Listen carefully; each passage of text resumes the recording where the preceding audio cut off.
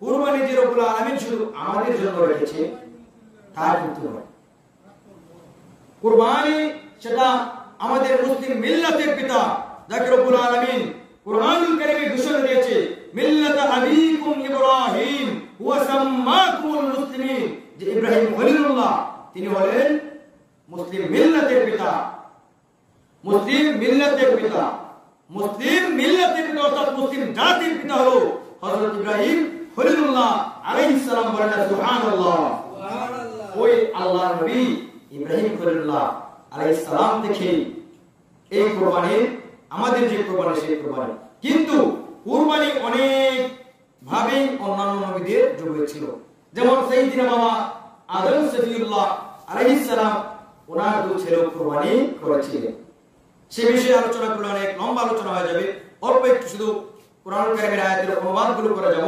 ব্যাখ্যা বিশ্লেষণ তাফসীর ফিকহি আলোচনা করতে গেলে হয়তো সময়ে আমাদের সংকীর্ণতা সেজন্য করা যাবে না। বিষয়টি হচ্ছে, আমি যে প্রথমে যে আয়াত তেলাওয়াত করেছি, এই কুরবানি শুধু আমাদের জন্যই নয়, প্রত্যেক জাতির জন্য রব্বুল আলামিন কুরবানির নিয়ম, কুরবানির যে রেওয়াজ, প্রথা, প্রচলন রব্বুল আলামিন করে দিয়েছেন। বলেন সুবহানাল্লাহ। আল্লাহ রাব্বুল আলামিন ইরশাদ করেন সূরাতুল হজ এর 34 নং আয়াত রব্বুল আলামিন ইরশাদ করেছেন, 17 পারায় সূরাতুল হজ। আউযু বিল্লাহি মিনাশ শাইতানির রাজীম। ওয়ালিকুল্লি উম্মাতিন জাআলনা মানসাকান লিয়াযকুরু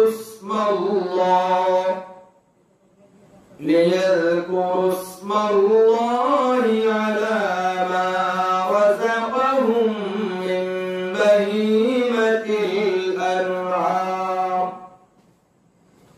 আল্লাহ রাব্বুল আলামিন সূরাতুল হজের 34 নং আয়াতে রাব্বুল আলামিন ইরশাদ করেছেন, ওয়ালিকুল্লি উম্মাতিন জাআলনা মানসাকা, যে আমি প্রত্যেক জাতির জন্য কুরবানির যে নিয়ম, কুরবানির যে প্রথা, ওই প্রথার ব্যবস্থা আমি করে দিয়েছি। বলেন না সুবহানাল্লাহ। লিয়াযকুরু ইসমাল্লাহ, কেন করে রেখেছেন কুরবানি? এই নিয়ম চালু করার কারণ একটি, লিয়াযকুরু ইসমাল্লাহ, যাতে ওই বান্দাগুলো যেন রব্বুল আলামিনের নাম স্মরণ করতে পারে। কিসের মধ্যে? আলা মা রাযাকাহুম মিন বাহিমাতিল আনআম। রব্বুল আলামিন জানিয়ে দিয়েছেন, তোমাদেরকে যে আমি চতুষ্পদ জন্তু, চতুষ্পদ প্রাণী যে তোমাদেরকে আমি জীবিকা দিয়েছি, রিজিক দিয়েছি, গরু, মহিষ, ছাগল, ভেড়া, দুম্বা, উট, এরকম চতুষ্পদ জন্তু রব্বুল আলামিন আমাদেরকে দান করেছেন কিনা? রব্বুল আলামিন আমাকে হয়তো আপনাকে কাউকে 10টা 20টা করে গরুর মালিক বানিয়েছেন, 10টা উটের মালিক বানিয়েছেন, 50টা দুম্বার মালিক বানিয়েছেন। কে? আল্লাহ। কে বানিয়েছেন? আল্লাহ। ওই রব্বুল আলামিন কালামুল্লাহ শরীফে সূরাতুল হজ্জের মধ্যে ইরশাদ করেছেন, লিয়াযকুরু ইসমাল্লাহি আলা মা রাযাকাহুম মিন বাহিমাতিল আনআম, যাতে করে আমি তাদেরকে, তোমাদেরকে যে রিজিক দিয়েছি, চতুষ্পদ জন্তু, গরু, মহিষ, ছাগল, এগুলার মধ্যে যেন তোমরা আমি রব্বুল আলামিনের নামটাকে স্মরণ করতে পারো। বলেন না সুবহানাল্লাহ। তাহলে বোঝা যাবে এই কুরবানি শুধু আমার নবীর জন্য ছিল, আমার নবীর উম্মতের জন্য ছিল শুধু, নাকি আছে অন্যান্য নবীদের জন্য ছিল? দেখেন কত কঠিন ছিল কুরবানি। সাইয়্যিদিনা হযরত বাবা ইব্রাহিম খলিলুল্লাহ আলাইহিস সালাম, যিনি মুসলিম মিল্লাতের পিতা, যাকে মিল্লাত আবিকুম, একই সূরা, সূরাতুল হজ্জের মধ্যে, সূরা হজের শেষ আয়াত 17 পারার একবারে শেষ, সূরাতুল হজ্জের শেষ আয়াতে বলা আছে, মিল্লাত আবিকুম ইব্রাহিম ওয়া সাম্মাকুমুল মুসলিমিন। বলেন না সুবহানাল্লাহ। সুবহানাল্লাহ। কেন মুসলিম মিল্লাতের পিতা বানানো হয়েছে? দেখেন, হজ সংক্রান্ত, কুরবানি সংক্রান্ত যা কিছু রয়েছে, আমার আপনার বাবা ইব্রাহিম খলিলুল্লাহ আলাইহিস সালামের স্মৃতি। বলেন না সুবহানাল্লাহ। সুবহানাল্লাহ। হজে আল্লাহর খলিল ইব্রাহিম আলাইহিস সালাম হজে তাওয়াফ করেছেন। এই হজের তাওয়াফ আমাদের জন্য ফরজ করা হয়েছে। সাফা মারওয়া সাই করা সেটাও আমাদের জন্য কি করা হয়েছে? আবশ্যক করে দেওয়া হয়েছে। আবশ্যক করে দেওয়া হয়েছে। মিনায় যাওয়া, আরাফার মাঠে যাওয়া, এগুলো আমাদের জন্য ফরজ করে দেওয়া হয়েছে। কোন বিষয় ওয়াজিব করা হয়েছে। আল্লাহর খলিল ইব্রাহিম খলিলুল্লাহ আলাইহিস সালাম তিনি হাজার হাজার বছর আগে যে আমল করেছেন, এই আমলটা আমার মালিকের কাছে এত পছন্দনীয় হয়েছে, যার কারণে তামাম মিল্লাতের জন্য উনি একটা নিয়ম করে দিয়েছেন, ফরজ করে, ফরজ বন্দেগী হিসেবে রব্বুল আলামিন ইসলামের মধ্যে সেটাকে প্রবেশ করেছেন। বলেন না সুবহানাল্লাহ। এজন্য মুসলিম জাতির পিতাকে, মুসলিম মিল্লাতের পিতাকে হযরত ইব্রাহিম খলিলুল্লাহ আলাইহিস সালাম, সেগুলো আমরা আমাদের সন্তানদেরকে শিক্ষা দেব যে আমাদের মুসলিম জাতির পিতাকে ইব্রাহিম খলিলুল্লাহ আলাইহিস সালাম। বুঝতে হবে এমনি তিনি মিল্লাতের পিতা হননি, কারণ ওনার যে কাজ যেগুলা আমাদের জন্য আবশ্যক, কিছু কিছু বিষয় সুন্নাহ হয়ে গেছে। দেখেন আরেকটি বিষয় আমি তেলাওয়াত করেছিলাম, ফাসাল্লি লিরাব্বিকা ওয়ানহার, সূরা কাউসারের দ্বিতীয় আয়াত। একটু আগে আমরা মক্স দিয়েছি। এই আয়াতের অর্থ হলো ফাসাল্লি লিরাব্বিকা ওয়ানহার, যে আপনি নামাজ পড়ুন এবং ওয়ানহার কুরবানি, নাহার মানে কুরবানি করুন। ফাসাল্লি মানে আপনি নামাজ পড়ুন। নামাজ এখানে অধিকাংশ মুফাসসিরিন ইকরাম বলেছেন ঈদের নামাজ, কারণ ঈদের নামাজ পড়া কি ওয়াজিব, কুরবানি করা কি ওয়াজিব। আর ফিকহের পরিভাষায় আল আমরু লিল ওযুব, আল আমরু লিল ওযুব, আমর আদেশ, যেটা আমরা বাংলায় বলি কি আদেশ করা। আমাদের কে আদেশ করতে পারে? আমাদের মা বাবা, পীর উস্তাদ, বড় ভাই মুরব্বিরা। আমার ছোট মানুষ কি আমাকে আদেশ করতে পারবে? পারবে না, কারণ আমার সংজ্ঞা কি আল আমরু ওয়া কওলুল কাইলি লিগাইরিহি আলা সাবিলিল ইস্তি'লা'i ইফআল। কোন মানুষ নিজেকে বড় মনে করে তার অধীনস্থদেরকে বলবে ইফআল, তুমি করো। এটা হলো আমরের সংজ্ঞা। আমর করতে হলে শক্তিশালী যিনি তিনি করবেন। আর ইসলামী শরীয়তে কে কে আদেশ করতে পারবেন? আল্লাহ রাব্বুল আলামিন এবং তার পেয়ারা হাবিব রাহমাতুল লিল আলামিন, ওনারা দুজনেই আমাদেরকে আদেশ করতে পারবেন, কারণ ওনারা হলেন শারি'আ, অর্থাৎ শরীয়ত প্রণেতা। শরীয়তের বিধান ওনাদের মাধ্যমে আমাদের কাছে এসেছে। তে আল্লাহ রাব্বুল আলামিন আমাদেরকে আদেশ করেছেন ফাসাল্লি। এই আমর শুধু আমার নবীকে করেননি, শুধু আমার নবীর জন্য ওয়াজিব নয়, তামাম মুসলিম মিল্লাতের জন্য, এই কুরবানি সামর্থ্যবানদের জন্য কি ওয়াজিব। বলেন না সুবহানাল্লাহ। কুরবানি নামাজ কি ওয়াজিব। চিন্তা করেন, ওয়াজিব কি তরক করা যায়? যায় না। আমরা কি ইশার নামাজের যে বিতি 3 রাকাত আমরা কি যেটা তরক করতে পারি? না। তার গুরুত্ব ফরজের মতো না, ফরজের কাছাকাছি। এজন্য কুরবানি এরকম একটা ইবাদত কি ওয়াজিব। কুরবানির নামাজও কি ওয়াজিব। সামর্থ্য থাকা সত্ত্বে যদি কোনো উম্মাত কুরবানি না করে, আমাদের নবী কি কোমল না, একবারে নরম হৃদয়ের ছিলেন না? জি। রহমতুল লিল আলামিন না উনি? শুধু মানুষের জন্য না, কুল কায়নাতের জন্য কি রহমত। পশু পাখি, আসমান জমিন, গ্রহ নক্ষত্র, সকল সৃষ্টিকুলের জন্য যিনি রহমত, সেই নবী আমাদেরকে এত হুঁশিয়ারি বানিয়ে দিয়েছেন। দেখেন তিনি জানিয়ে দিয়েছেন মান কানা লাহু সাআতুন ফালাম ইউদাহি ফালা ইয়াকরাবান্না মুসাল্লানা, যে ব্যক্তি সামর্থ্য থাকা সত্ত্বেও কুরবানি করলো না, সামর্থ্য থাকা সত্ত্বেও, লক্ষ্য করে শুনুন, সামর্থ্য থাকা সত্ত্বেও কুরবানি করলো না, ফালা ইয়াকরাবান্না মুসাল্লানা, সে যেন আমি নবী ঈদগাহে যেন না আসে। বলেন না নাউযুবিল্লাহ। কি বলেছেন? যে ব্যক্তির সামর্থ্য রয়েছে তারপরও সে কুরবানি করে না, সে যেন আমি নবী ঈদগাহে না আসে। সে আমার নবী কি কোমল ছিলেন না? উহুদের ময়দানে আমার আপনার প্রিয় নবীজির দান মোবারক শহীদ করা হয়েছে। তায়েফের ময়দানে নবীকে রক্তাক্ত করা হয়েছে। নবীজি রহমাতুল লিল আলামিন, কুল কায়নাতের সরদার নবী, ওনার জুতা মুবারকের মধ্যে রক্ত মুবারক লেগে আঠা লেগে গিয়েছিল। এমন মুহূর্তে জিবরিল আমিন আসলো, বলল আপনি যদি আমাকে বলেন যে তায়েফের জমি, আমি উল্টে একবারে জারজার করে তায়েফের জমিটাকে উল্টিয়ে দেব, তারপর আমি জিবরিল আমিন আমার দ্বারা সম্ভব। এই রহমাতুল লিল আলামিন নবী বললেন না না, আমি নবী রহমাতুল লিল আলামিন যদি আজকে তাদের ধ্বংসের জন্য আমি বদদুয়া করি, তাহলে কে আমি নবীর কালিমা পড়বে? বলেন না সুবহানাল্লাহ। কে আমি নবীর কালিমা পড়বে? উহুদের ময়দানে ওই তাদের জন্য যদি আমি বদদুয়া করি, তাহলে কে আমি নবীর কালিমা পড়বে? এই হলেন আমার নবী, কুল কায়নাতের সরদার নবী কুমলতা। বলেন না সুবহানাল্লাহ।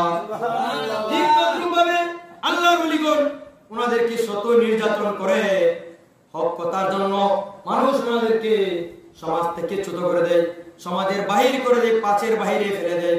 তারপরও আল্লাহর ওলিরা কোনদিনও মুসলিম মিল্লাতের জন্য বদদুয়া করেন না। বলেন না সুবহানাল্লাহ।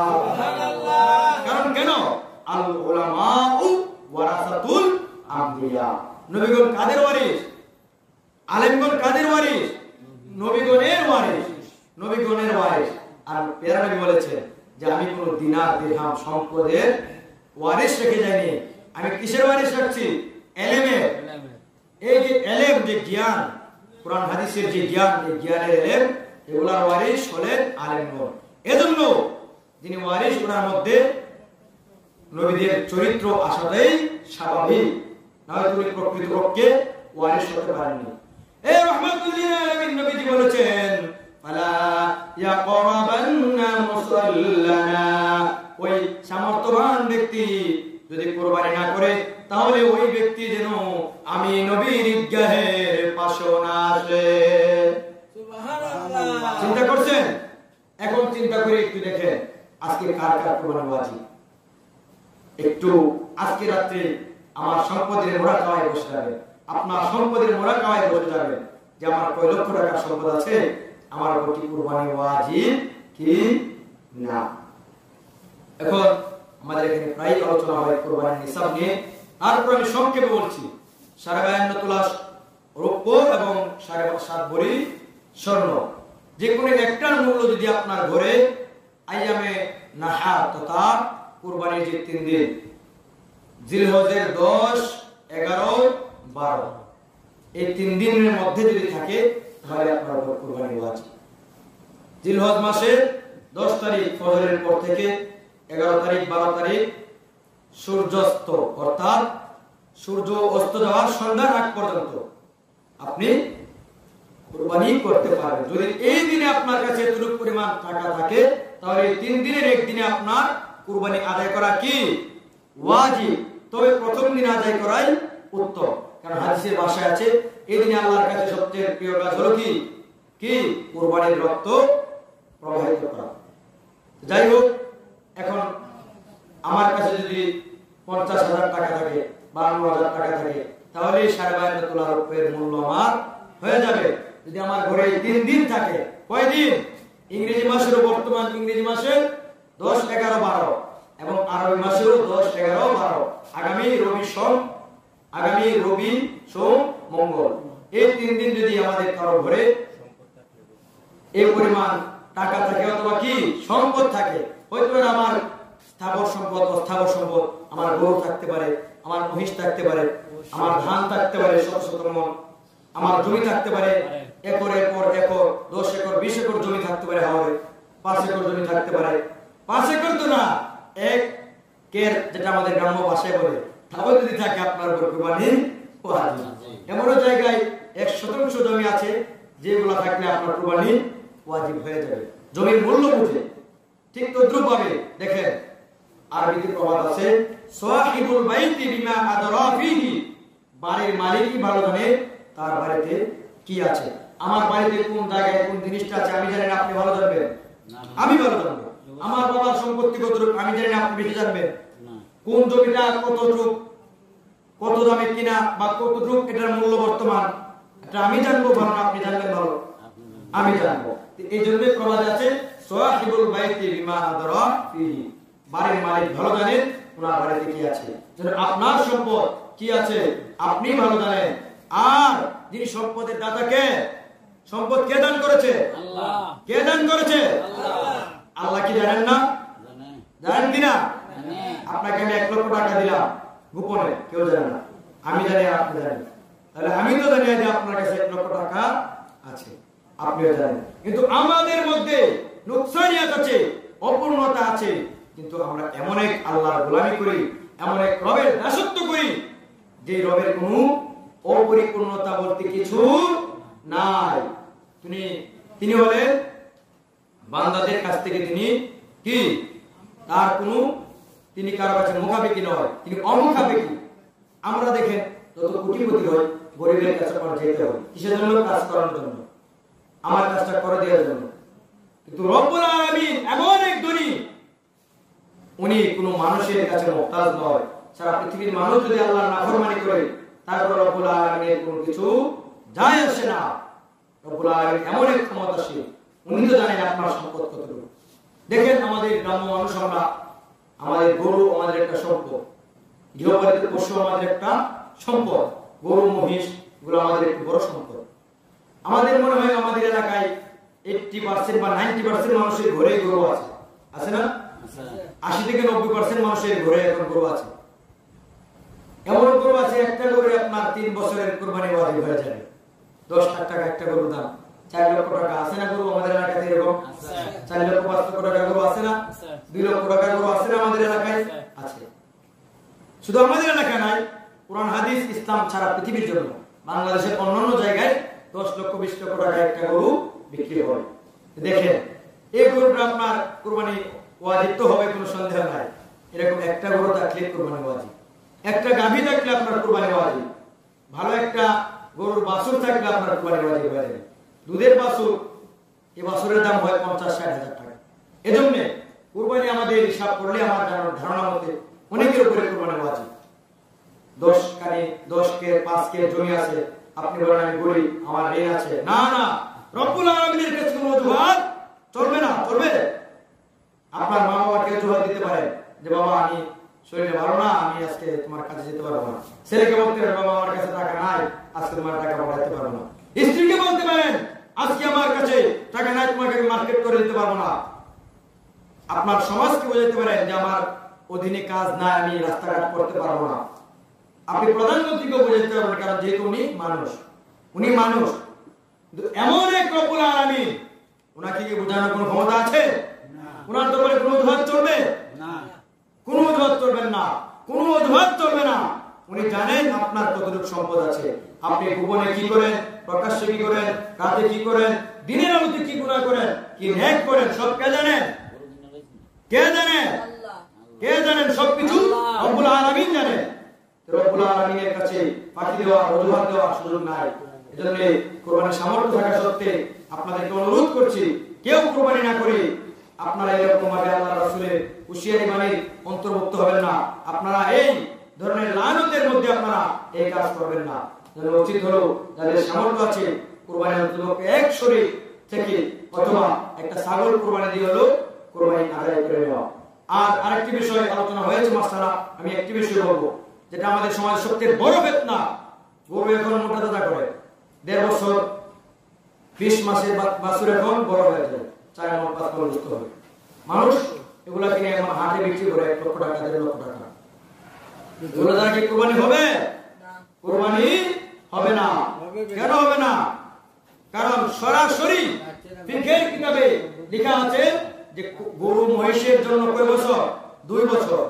উটের জন্য 5 বছর, উটের জন্য 5 বছর। ভেড়া, দুম্বা, ছাগলের জন্য কয় বছর? 1 বছর। তবে দুম্বা ভেড়ার ক্ষেত্রে কিছু রক্ষার, যেটা হলো যে দুম্বা এবং ভেড়া যদি 6 মাসের বাচ্চা, এগুলো যদি 1 বছরের বাচ্চার সমান হয়ে যায়, খেয়াল করুন, মাসআলা ভুল শুনে বলবো সঠিক, আপনারা ভুল শুনে সমাজে ফিতনা ছড়াবেন, এগুলা কিন্তু মেনে নেওয়া যায় না। আমরা মেনে নিলাম, কিন্তু রব্বুল আলামিন মেনে নেবেন না। উনি আপনাকে পাকড়াও করবে যে তুমি কেন ভুল মাসআলা সমাজে ছড়িয়ে দিয়েছিলে। দেখেন, দুম্বা এবং ভেড়া এগুলো যদি বড় হয়ে যায়, 6 মাসের বাচ্চা যদি এক বছরের বাচ্চা সমান হয়ে যায়, তাহলে সেটা তার কি হবে? কুরবানি হবে। বুঝছেন? কুরবানি হবে। আর হয়তো সেটা তার কুরবানি চলবে না। আর গরু যত বড়ই হোক, যদি 24 মাস পূর্ণ না হয় তাহলে সেটা তার কুরবানি হবে না। আর শিং যে বিষয়, শিং এরকম কোনো সমস্যা নয়। কোন গরু যদি শিং নাই উঠে জন্মগতভাবে যদি শিং নাই উঠে তাহলে সেটা কি কুরবানি হবে না? অনেক গরু আছে না যে গরু শিং উঠেই না, একবারে সমান থাকে, আছে না এরকম? কিছু গাভী দেখবেন, কিছু ষাঁড় দেখবেন শিং উঠেই নেয়, অথচ গরুটাতে বুঝতে হবে 5 মণ 6 মণ। এটা দ্বারা কি কুরবানি হবে না?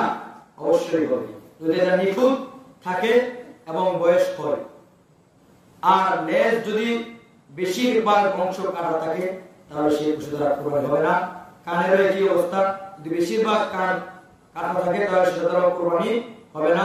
আরেকটি বিষয় হলো কি, এই যে এত দুর্বল প্রাণী যেটা আপনার এই যে কুরবানি যেখানে করবে সেখানে হেঁটে যেতে পারে না, এই প্রাণী দ্বারা কুরবানি হবে না।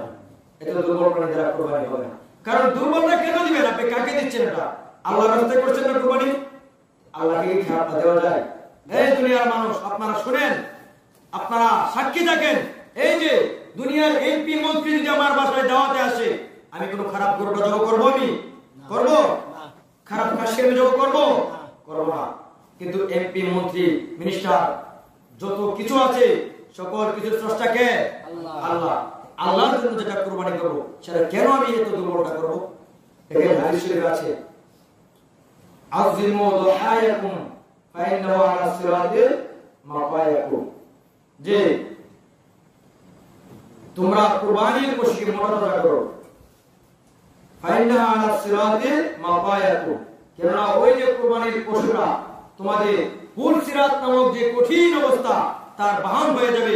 সেই কুরবানির পশু বলে না সুবহানাল্লাহ, সুবহানাল্লাহ। কুরবানির পশু পুল সিরাতে বাহন হবে, এজন্য এটাকে মর্যাদা করতে হবে।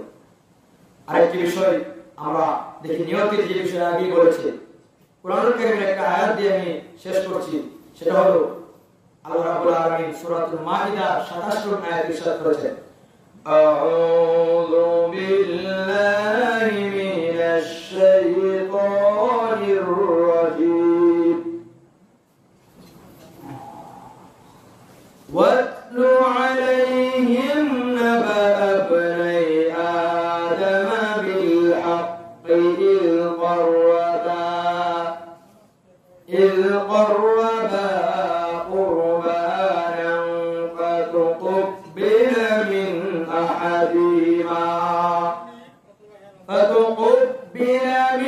أحدهما ولم يتقبل من الآخر قال لأقتلنك قال إنما يتقبل الله من المتقين।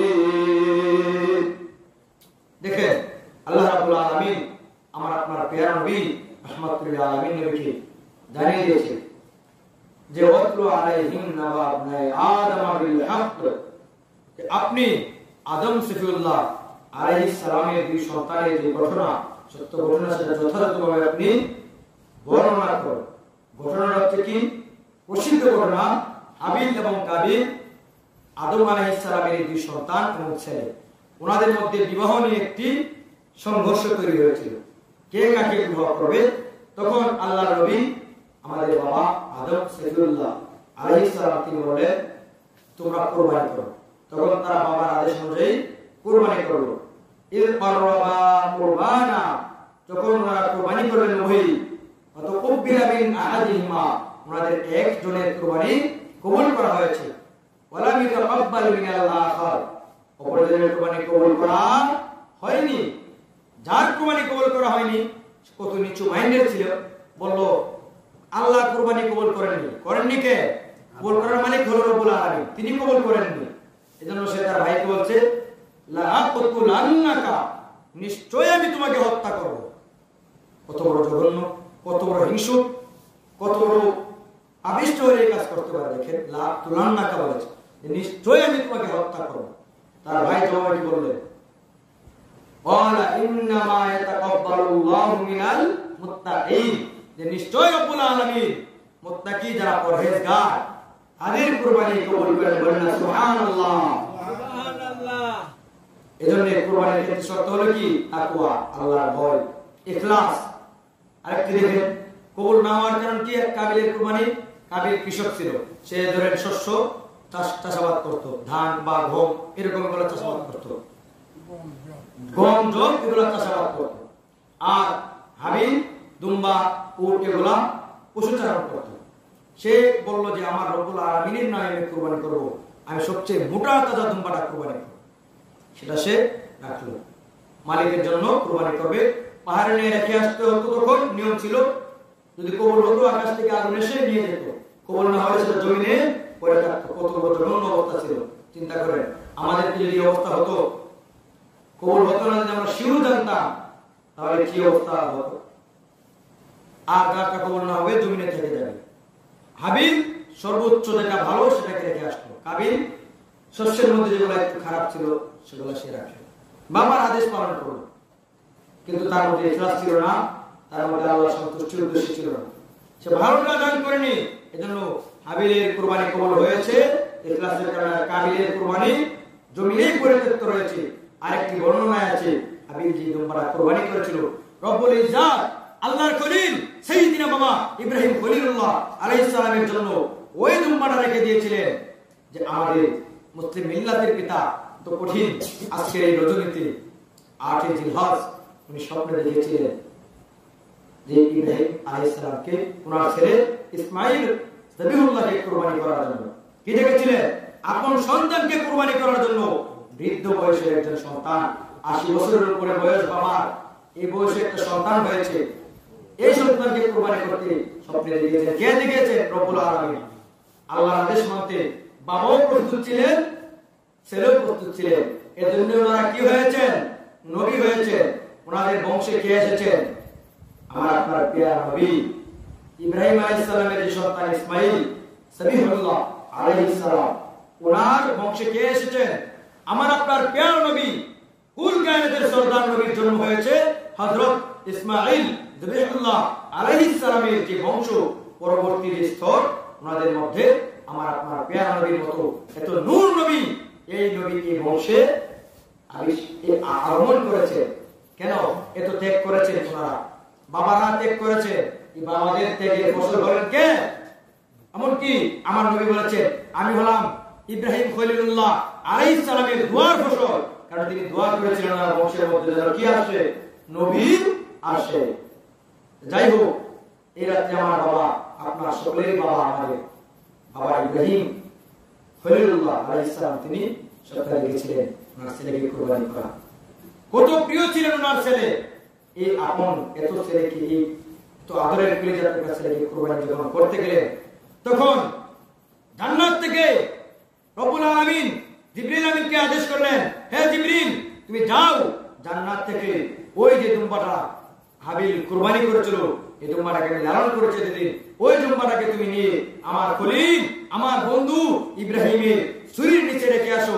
কারণ আমার বন্ধু তো চোখ বাঁধা, যদি রক্ত হাতে না লাগে তাহলে সে কুরবানি ছাড়বে না, অর্থাৎ ছুরি চালাতেই থাকবে। আর আজকে দেখে আসলাম বাজারে দুম্বার গলা মানুষের গলা কি সেম না? দুম্বার গলা মানুষের গলা, আজকে বাজারে গেলাম দেখলাম যে দুম্বার গলা মানুষের গলা সেম।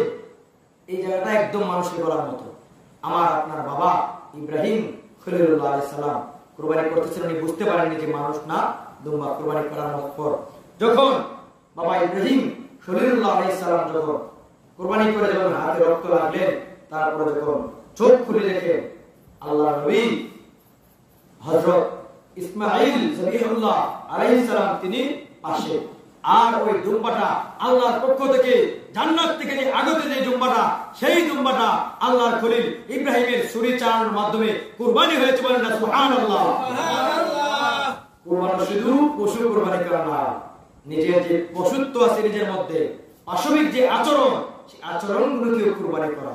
কুরবানির অনেক অর্থ আছে, এগুলো আলোচনা করার সময় নেই।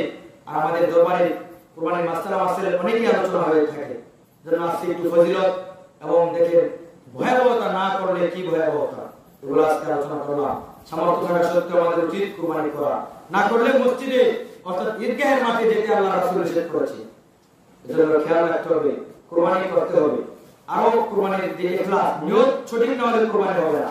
কারণ আমার পূর্ববর্তী বক্তা বলেছেন একই গরুর রক্ত, কোন রক্ত আপনার টাকা দিয়ে কিনা সেটা আপনি জানেন না।